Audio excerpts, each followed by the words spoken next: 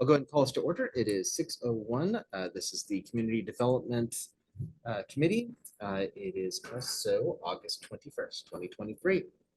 The first thing we'll do is take a look at the agenda. I had two things that I wanted to change about it. First, I was asked by staff to add an update.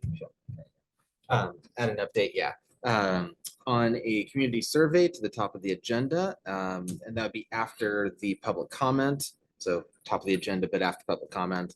And then I'd also like to move the Housing Task Force roundtable introduction to just after the community survey. So unless there's an objection, go ahead and move with that. Okay, I should have called out the attendance, by the way. I am Councilmember Johnson. Councilmember Mayhew is also here. I think I mentioned that Councilmember Christensen is currently absent unless she is joining online. I do not see her online. Okay. Just to make sure that we cross our T's and dot our I's, I think that we should excuse the absence of Councilmember Christensen. In agreement? Okay. Yes. Excellent. Okay, that takes us to public comment. So looking around in the chambers, I don't think we have any members of the public, even though technically staff are members of the public, and I think are entitled to give comment if they wished. And also, I do not see anyone joining us online. So we'll go ahead and move to the next item, which we moved the community survey update to the next item. Thank you, Dana. Second, I'll share my screen.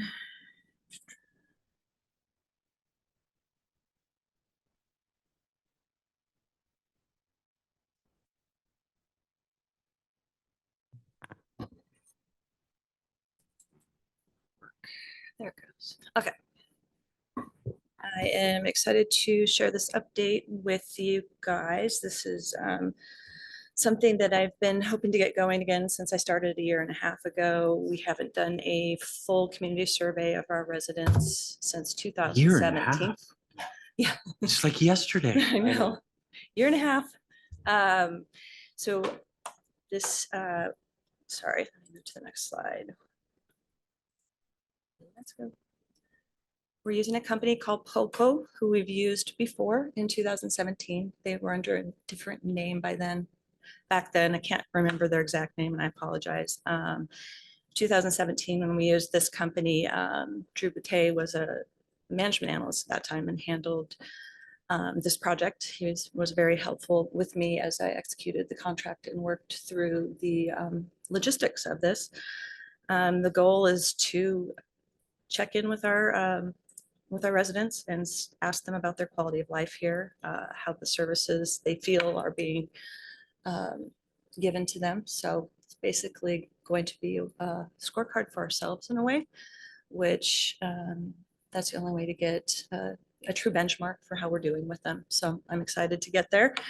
The Polco partners with the International City County Management Association, the ICMA. So it's recognized that way. The last time we used their platform, which is the National Community Survey, as I said, was in 2017.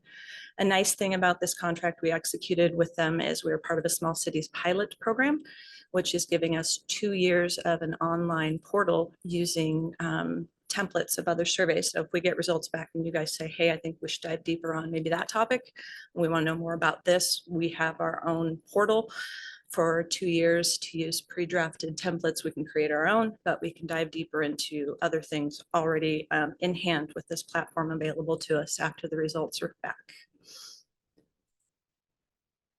So these are a long list of topics that the National Community Survey covers. We have very little room to mess with any of these questions. They're standard questions.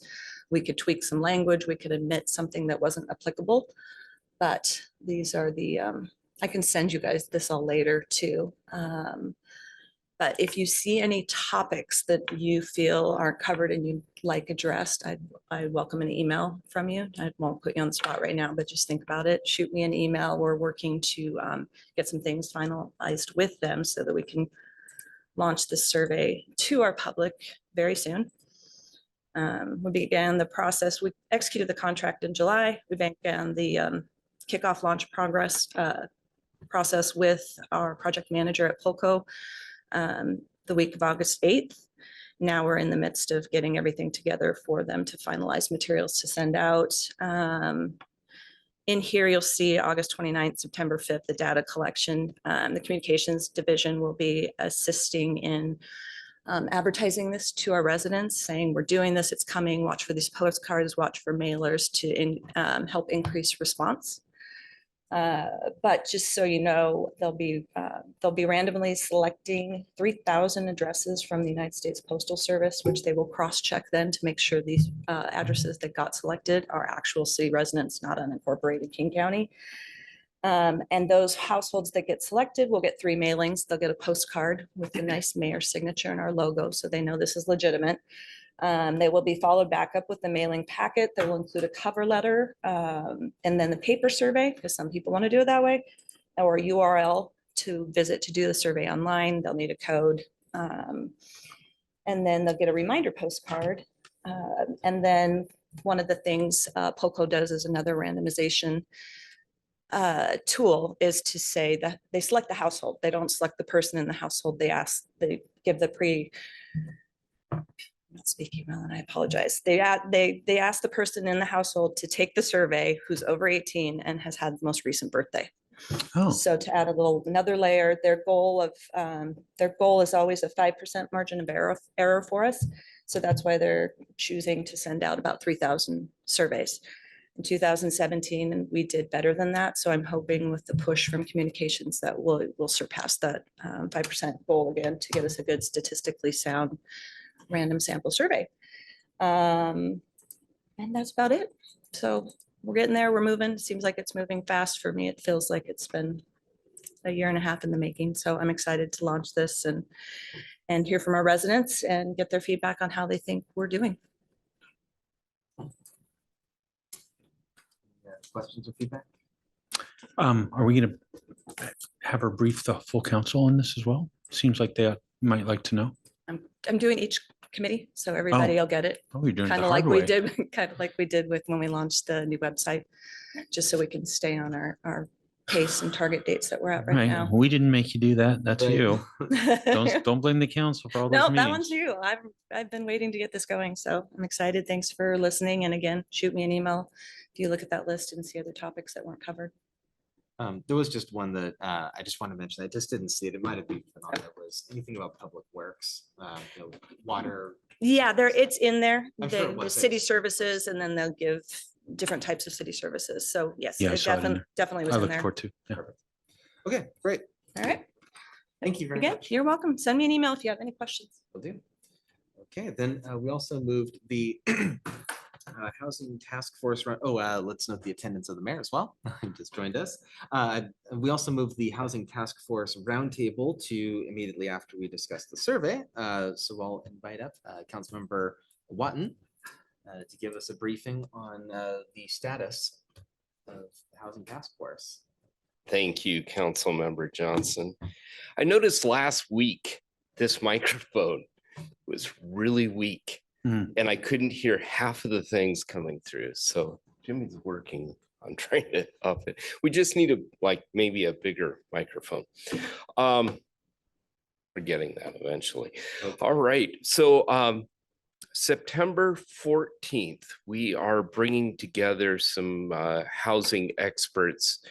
And I shared with Director Arteche the list that I sent out an email to, and it's for the 14th from 8:30 to 11:30. I'm really excited about the people that are making up kind of our steering committee. That includes Destin Coons. He's a Snoqualmie resident. He is an affordable housing lender with Banner Bank. The others, Tim Locke, he's also a Snoqualmie resident. He is the director of development for Cirque Living. You probably know that more as Shag Housing that they manage. The other one, came through Councilmember Johnson, and that's Chris Padden. He and I sat down and met a couple weeks ago. He lives in just outside of Snoqualmie. His business, Atlas Design Group, is located here in Snoqualmie. And he works with builders and developers, nonprofits, and brings a lot to the table. So I'm very excited about that. And a couple other folks, Tom Schroff with Mill Ventures said he will be in attendance. Susan Gillespie from Olduvai, they're building housing over in Spokane, and she lives just outside of Snoqualmie as well as part of our task force. And one other one, Scott Starr. Scott was involved in our earlier affordable housing forums back in 2017. And he's going to be joining us. In fact, he's worked really closely with Chris Padden. So we've got some real outstanding individuals. Now, the others that I've invited and we're going to follow up with, and when I say we are, Emily has a day job, and I don't want to take away from her work in the city, but it's always been my intention that we don't put more burden on the staff in the city, that we do this and then bring the staff in as appropriate. So I've included Arch, Attain Housing, Bellwether Housing, Compass, Devco, Enterprise Community, Forterra, Habitat for Humanity, Homestead Community Land Trust, Imagine Housing, Jackson, Maine Architects, Latitude 48, Master Builders Association of King and Snohomish County, as well as Mercy Housing, Mount Baker Housing, the Mount Si Senior Center that manages senior housing as well, Shelter Resources, Sound West, SRM Development, and those are the people, organizations that have been invited to it, with the idea that we get maybe a dozen or more people that we can gather around a table and look at the 3 parcels that we're initially putting up that are next to Habitat for Humanity. But here's the idea is, if it goes well, then we have enough information to come back and ask through the process of the committees and ask the council to approve surplusing the lands for the purpose of affordable housing. What does that look like? Probably something in the order of 50 to 80% AMI is going to be the sweet spot. The idea is, though, we need to get as many units on that piece of property, because we've heard feedback for the last 5-6 years from nonprofits, from builders. We need at least 100 units if this is a property that we don't have anything close in proximity to managing, because it's just not feasible otherwise. So we're looking, if we use this property, can we get studio and 1-bedroom apartments that will price at around $1,500 a month or less, which is kind of the sweet spot. It may be unrealistic, and that's what we need to find out on the 14th. And then with that information, we can come back through, the council to figure out what's a fair process on the RFP, and we score it based on how many units can we get squeezed into this piece of property. So that's kind of the gist of it, and I'm sure there's lots of questions. We need enough parking as well. Parking, definitely. I think that, the mill site is an example of what kind of is the standard going forward. We need to have at least 1 parking stall for every unit. And if we keep the units small, it will help mitigate, but it will take up some of the land as well. Yeah, and even one parking spot, it gets a little bit iffy. There are other places that are kind of similar that have one parking spot per unit, and that's causing some issues. So something to think about. We definitely have to take visitors into account. Yeah, so I think you're right. It all depends on what size units, and there's just a lot of things that go into this. So I would really encourage you to try and sort of tease out from that group their experience on what kind of how to figure out how much parking realistically we're going to need. I think when we, the council, looked at the panorama apartments, we ended up, I believe, with one parking spot per unit. There's a lot of concern that some of the larger units would in fact be occupied in a manner that would be more than one car per. There was a lot of discussion, and in the end, we decided that it would probably be okay. We were wrong. It has not turned out to be okay. So that has turned out to be a mistake, I think, perhaps, that we made. But I think the point here would be, let's try and tease out what would be kind of the right way to figure out what would be needed for whatever happens here. And I think the other piece too is that we have to be cognizant of the fact that we do not have public transportation options, which means people do have to have cars. So if we look at a Seattle development, they're good enough with one parking space per car, per unit. We are missing the point. Especially from that spot that's next to Habitat from Humanity, there are some, but not many jobs that are easily within walking distance, and probably even fewer schools that are within easy walking distance. Yeah, but probably not many 50 to 80% AMI jobs within walking distance, which is, if that's where you're targeted, then it's not any job. It becomes jobs for that targeted group. So yeah, I'm glad you brought that up. That was when we brought up parking, the other thing that immediately jumped in my head is transit.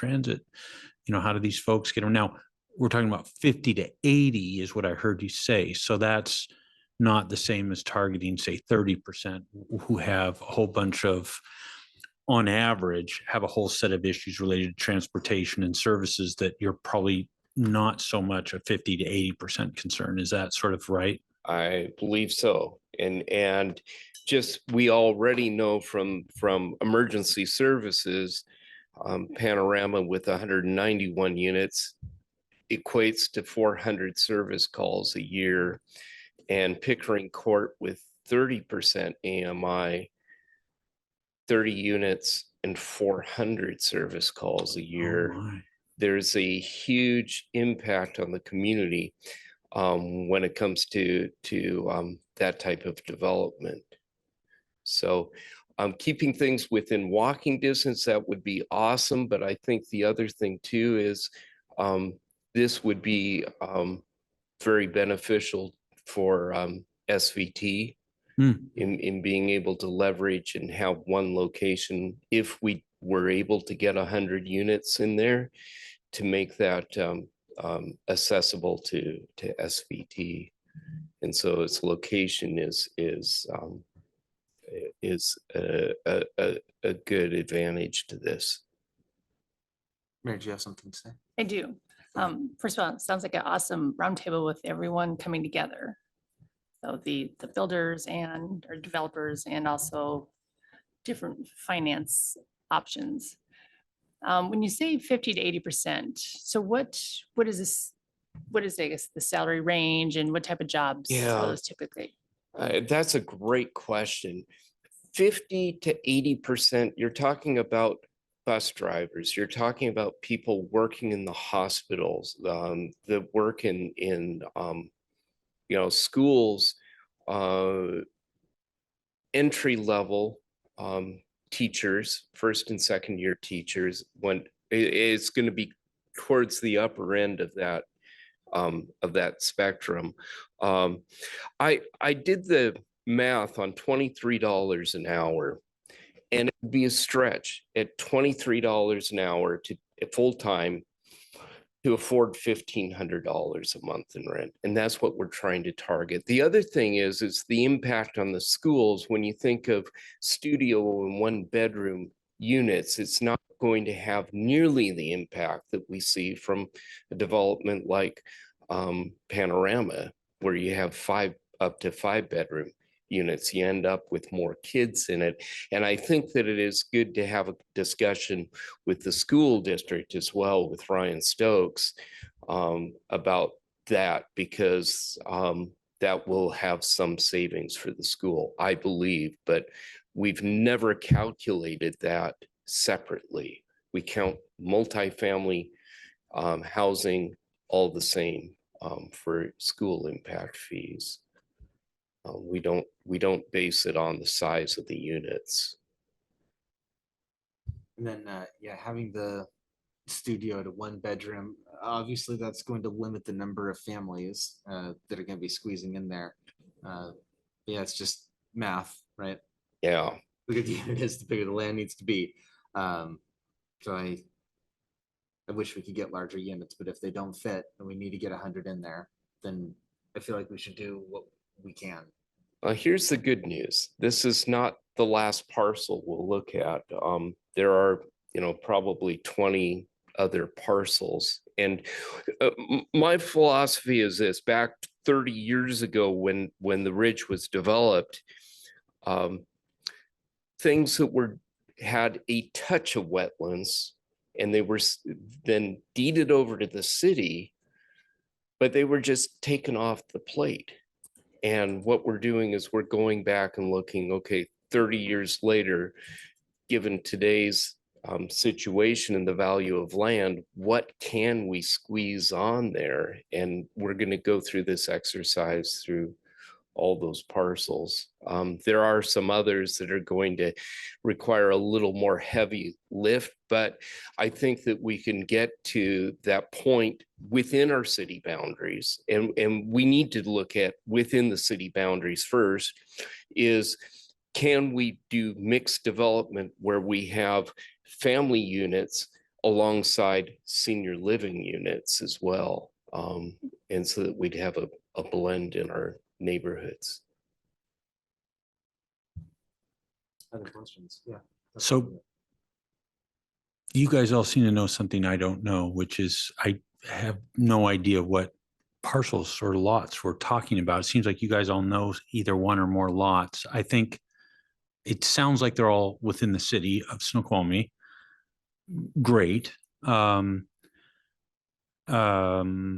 would just, well, one thought is I would just caution, please let's make sure that everyone involved with this understands this is not the city doing something. This is a group that's going to create recommendations, I think, and advice to the city. Let's make sure they understand that and they're not confused about that. There's, Okay. because I think I'm really excited about the group that you described at the beginning of your comments, and just what powerful advice we could get from those folks. But just let's make sure they're clear on that. There's been some talk about the term, it's even in our agenda tonight, RFP. Of course, this group can't issue any RFP. Right. Only the city could do that. So maybe just try and make sure that they're clear on that. I don't think it's a minor point, but just so no one gets confused. I hate for someone to think, well, I'd hate to read about, in the local newspaper, oh, the city's doing X because something got said at this meeting. It's like, no, this is advice and recommendations that will come to the city. But so if you could just watch that, it's a minor thing, but maybe. Exactly. So this is the information that we need in order to consider issuing an RFP. And this happens to be the initial 3 parcels, and there's kind of a carving out of what's not sensitive area as defined today by the state. One other thing too is that we can fast track this. This was a recommendation from, well, not recommendation, it was information from Julie Cooper at the Department of Commerce. She said, because it's for affordable housing, things like SEPA, we can address more quickly because it's affordable housing. So we'll go through this exercise on this piece. We've got some other, and you think of it this way, every place that we have a retention pond, we own that parcel around it. Is it buildable? A lot of times not, but some of them might be. So those are the things that we're going to take a look at. Yeah, when I was living in Issaquah, I was in an arch home that was right on a retention pond. Hmm. I mean, you could lob a stone into the pond from where it was. So Really. it looks based on that you can build fairly close to them if someone wanted to. Now, I am curious what the other two are. I know what one of the lots is. That's the one that's right next to the Habitat for Humanity. Where are the other two? Well, they're actually all clustered together. So the There's other two are yeah, right there's there. there's a 14-acre parcel, a 14-acre parcel, and a 2-acre parcel. And I think when No, Director Arteche looked at it, that there's at least an acre buildable on that. Yeah, that's right. One of those parcels. Looks to have about an acre clear of the acre that's on it. It does line up with Ravenstein, so. Awesome. Yeah. you wouldn't have to build an extra road or anything. Councilman Making. Can I just ask, because I heard something which seemed, see if there's any truth. I heard that perhaps we were looking at, or this group was looking at a city park and taking a city park and wiping it out and making it into housing. Is that truthful, or is that part of what's being considered? In full transparency, it was an idea that was floated and has been put on the back burner. Okay. Because, and that's one that will take a lot more heavy lifting. Yeah. And it wouldn't be removing a park, it would be making a better park than I what's see. there. But Got it. yeah. Yeah. Okay, but that's not part of this initial. No, this Got it. is, yeah. Yeah. Okay, this yeah, is I'm not separate. saying it's out of the question. I was just, my eyebrow went up and thought, that sounds interesting.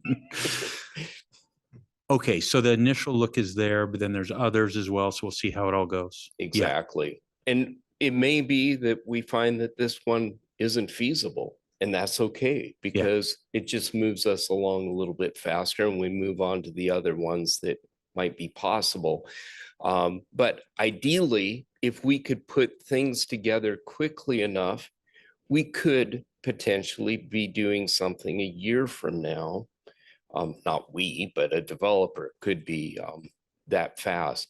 If we go to annexation, we're looking at 7 to 10 years Yeah. before realizing anything. Yeah. So that's why we're trying to move it along sooner than later. Councilman Making. so one thing to think about, we've probably already thought about this, but just one thing that popped in my head is I know that, by the way, I live by one of those retention ponds, and it's amusing to watch my neighbors' children sometimes put fishing rods in as if they think they'll catch something in there. But anyway, There are some fishable maybe ponds. okay. Well, there you go. I didn't know that. Eyeballs, but So, but anyway, seriously though, my understanding is that, and I don't understand this very well, and this could be totally wrong, but that there's some kind of an issue with land that has been designated, or, so our city's sort of surrounded by areas that are inside the city boundaries, but are designated such that they can only be open space, and that there's state laws or state requirements that if we were to exchange any of that into buildable, that requires, I want to say like a 1-to-4 ratio, but anyway, requires some kind of offset of other land. So I don't know. I don't think these properties that I think you're talking about, these first three are involved with that, but that's just, I'll just throw out something to keep in the back of your mind. If we get to some of those other properties that might impact that might be something that would have to be factored in how we would address that, right? Yeah. Yeah. I'm assuming that none of them can be built on unless we try.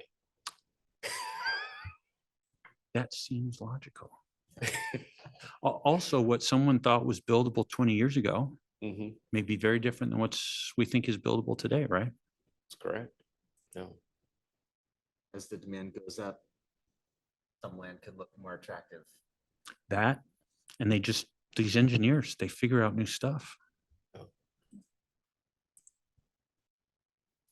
Anything else?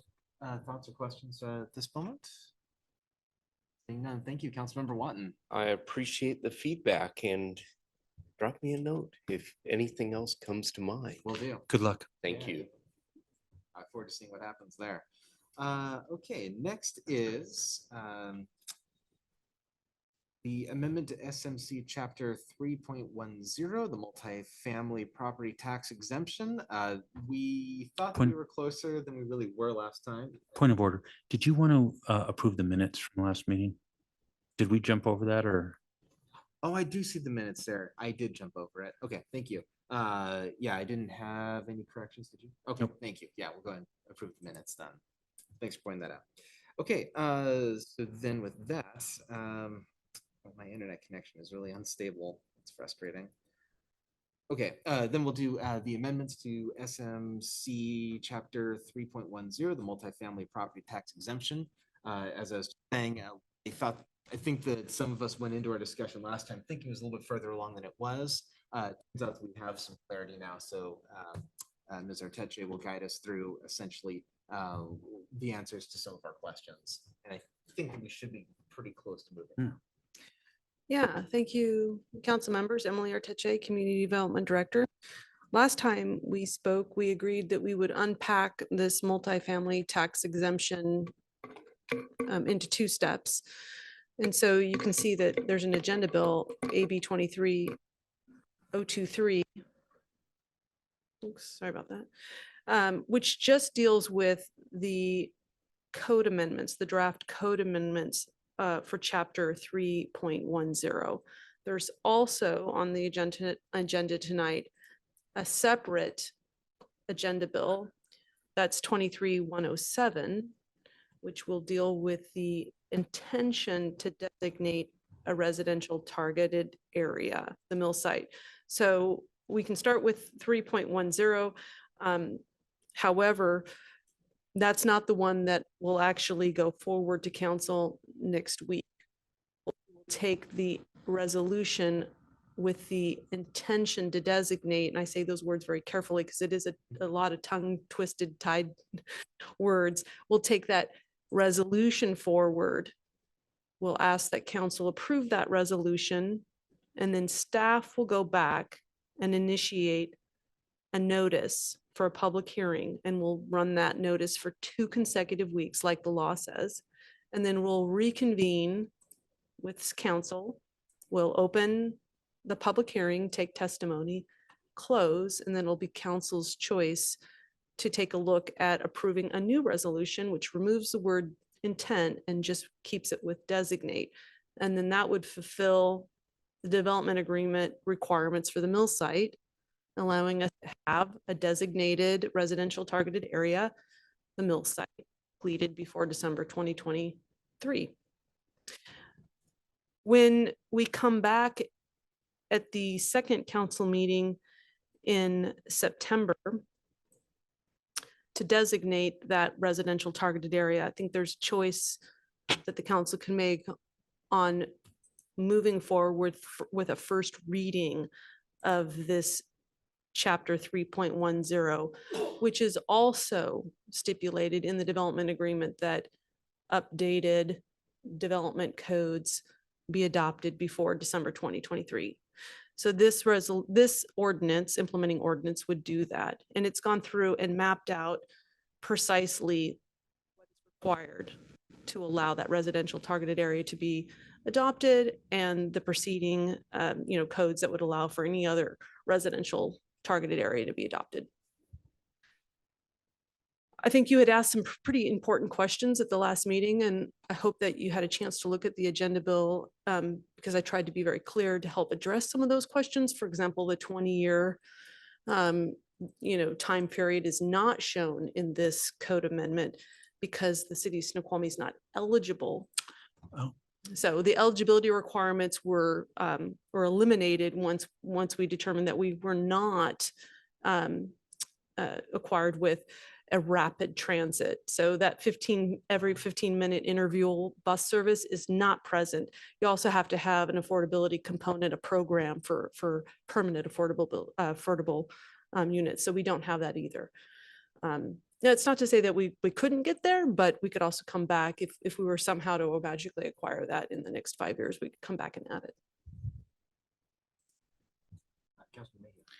So I got two questions. I'll take them. So the first is just, I think, a small question on, with regard to adopting the revisions to 3.10. Is there any reason we should wait to start that process, waiting till the designation process is underway, as you described? Is there any reason we couldn't just move forward with changing 3.10, just immediately proceed with that regardless of the timing or process around a specific designation? I don't think so. Yeah, I don't think so. Sorry, I asked my question in a double negative, didn't I? You don't think there's a reason to wait, right? We could proceed. Correct. First reading at the next council meeting, That's- second reading. Why not move forward? Yeah. Yeah. Although there was a bit of a, just kind of introspective, we've got a little time to, should some questions come up, so I, without speaking to David Linehan, the interim city attorney, I'd kind of say, I'd like to double check with him just to make sure there wasn't anything else on his mind that, needed to be massaged or looked at. I mean, we both did a head check and thought, oh, things look pretty good with this draft set of amendments, but we do have time should any questions come up. That being said, I'd be happy to go back and talk to him and see if there's anything else that we needed to do, if it was your choice to move forward with this at the next meeting. I wonder, could that happen between the first and second reading? That's exactly what I was going to say, Chair, is why don't we, I mean, mayor can pull this off if we're not ready. My thought is, why don't we, as a committee, let's put first reading of 3.10. Administration pulls it, which they can have that double check with Linehan and just be sure they're ready to go. But if this is ready to go, let's get on with the first reading with the idea of trying to surface everything, before the second reading. So if the second reading ends up needing to take, 2 council meetings instead of 1 because things were brought up, great, let's do it there where everything's been brought up, would be my thought. Let's get the ball rolling. And if not, then let's just move it on through. By the way, I wanted to say that chart that was added at the back, which sort of talked about which sections were changed and how, it's not extensive. It is exactly what I thought was needed. So I think a great job on that in my personal point of view. But I thought, let's move forward. I didn't understand the 20 year. So I do have another question on that, but I'll wait my turn. No, that was the only thing that I was going to bring up again was the 20-year thing. So go ahead. That's right. Yeah, I was just going to ask. So my recollection, I've not gone back and checked, so please correct me if I'm just wrong, but for some reason in my recollection, I thought we had intended to find a 20-year MFTE for the mill site developer, and that was kind of, if you will, the deal with the high level of affordable housing that they committed to, is that was sort of a key to that, understanding. So that if in fact we can't give it a 20-year, because I understood your comments just a moment ago, then how do we, what is there a path to honoring that? Like, can a 12-year be extended, or how can we proceed consistent with what I think we committed to do? Is there a way, is there a path? Yeah, that's a really good observation. I was thinking about that too. And I'm happy to do a double check with our interim city attorney, David Linehan, because he also asked for a copy of the DA.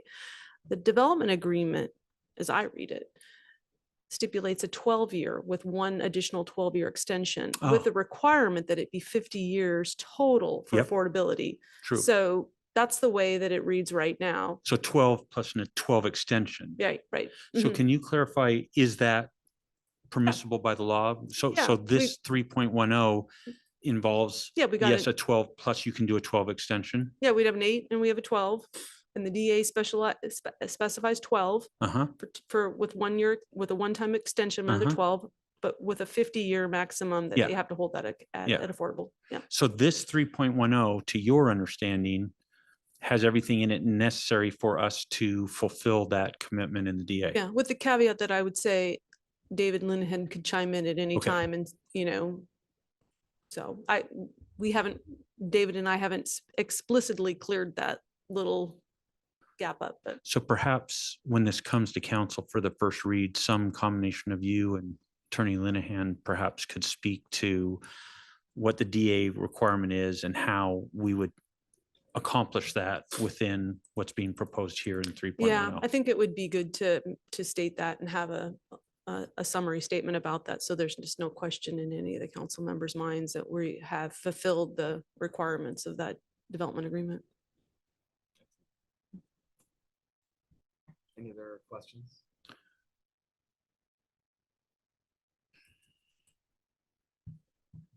So just, I actually got a little confused, sorry. Yeah, go ahead. Yeah. Yes. So the agenda bill that's in there right now actually isn't the agenda bill that we'll bring forward. The agenda bill will bring forward what's being proposed for the designation of the mill site is actually going to be something where the council will make I always get these words mixed up. Resolution. Resolution, thank you. So it'll actually be a proposal, an agenda bill for a resolution to make a designation, which will then kick off the noticing and public hearing that you mentioned. So that's what will come forward, not exactly what we're seeing here in our agenda packet tonight. No, not exactly. Okay, sorry. What you have in your packet is exactly what would go Okay, forward, because got it. we're using the word intended, Mhm. intention, the intention to designate. Once the intention to designate resolution gets passed, we will initiate immediately a public notice for a public hearing. We will continue to notice that for the maximum or the required amount of time. Then we'll reconvene with the council and we will show you a new resolution that removes the word intention. So Basically the same. same resolution without the word intention. Got it. And then you will have the opportunity to approve that resolution and fulfill the DA requirements for the mill site. Then we'll get rid of the public hearing in section 2. At the second time, because we'll have already had it. So Chair, my point of view would be, let's move both of these forward with the exception that let's move forward with a first read of 3.10 unless administration pulls back from that. I completely agree. Well, I applaud you for being so robust. I wonder if the resolution could be on consent.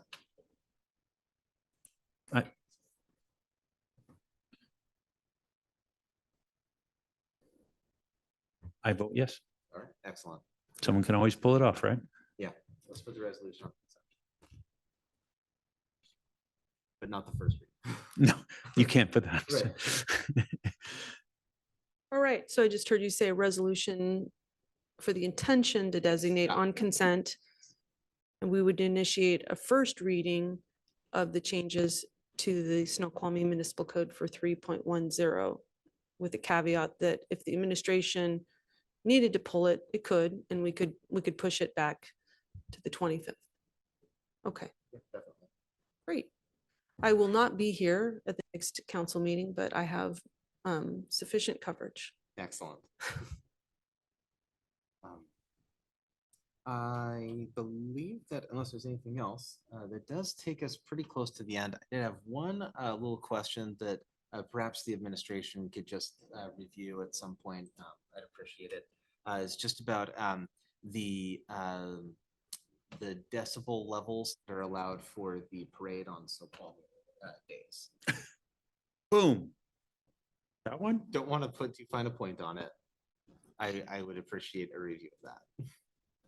What was the loud noise attributed to? Boom.